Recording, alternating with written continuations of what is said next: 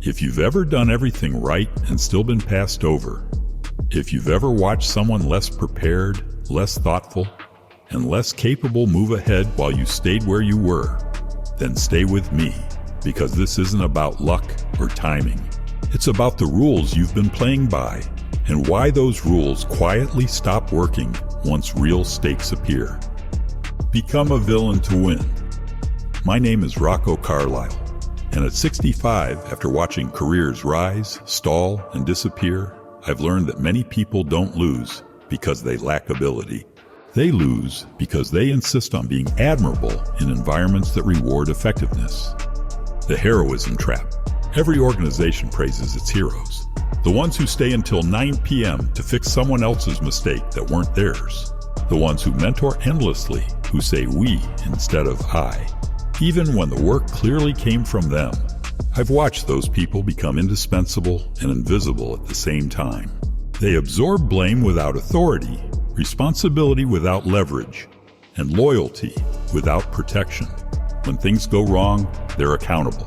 When things go right, the credit floats upward. What looks like virtue slowly becomes self-sacrifice. The villain understands this early. They realize that self-sacrifice is just a polite word for self-sabotage. The villain knows that their first and only loyalty is to their own career trajectory. Their loyalty isn't to admiration. It's to outcomes that move their life forward. The power of being difficult. Most of us are trained to fear one label more than any other, difficult, so we soften objections, delay hard conversations, and avoid tension to preserve harmony, and be nice people. We didn't want to cause a scene, but I've seen power shift the moment someone stopped a meeting and asked the question everyone avoided, refused to proceed without clear terms, or declined a request that benefited everyone except them. Those people weren't cruel. They were inconvenient. When you stop being easy to work with, you become too expensive to lose. People don't respect the people they like. They respect the people they can't push over. Strategic self-interest. We're told teamwork makes the dream work is noble. But behind closed doors, teams are collections of individuals competing for the same influence, bonus, and recognition. I've seen people give away their strongest ideas too early, only to watch them resurface later under someone else's name. The villain doesn't hoard ideas, but they understand timing. They know when to contribute, when to hold, and when to attach their name clearly to their work. They stop behaving like a resource to be consumed and start behaving like a stakeholder whose contribution is visible. To win, you must ensure that your contribution is tracked, tagged, and tied directly to your name, not the team's.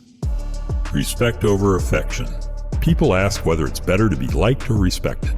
If people like you, they ask you for favors. They dump their extra work on your desk. They expect you to understand when they miss a deadline. But if people are respectful of you, respectful of your standards, afraid of your no, afraid of your ability to see through their nonsense, they bring you their best work. When people like you, they expect flexibility. When they respect you, they prepare, not because you intimidate them, but because they know you won't accept half-effort or guilt-based pressure. The villain doesn't raise their voice.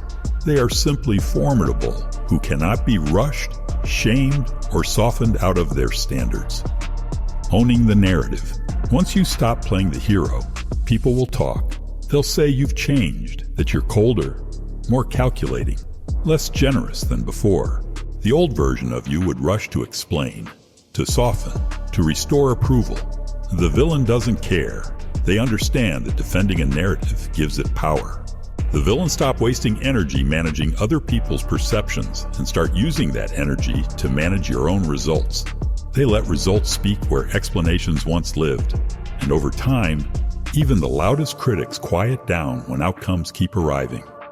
At the end of the day, becoming the villain isn't about being unethical. Truly unethical people eventually get exposed.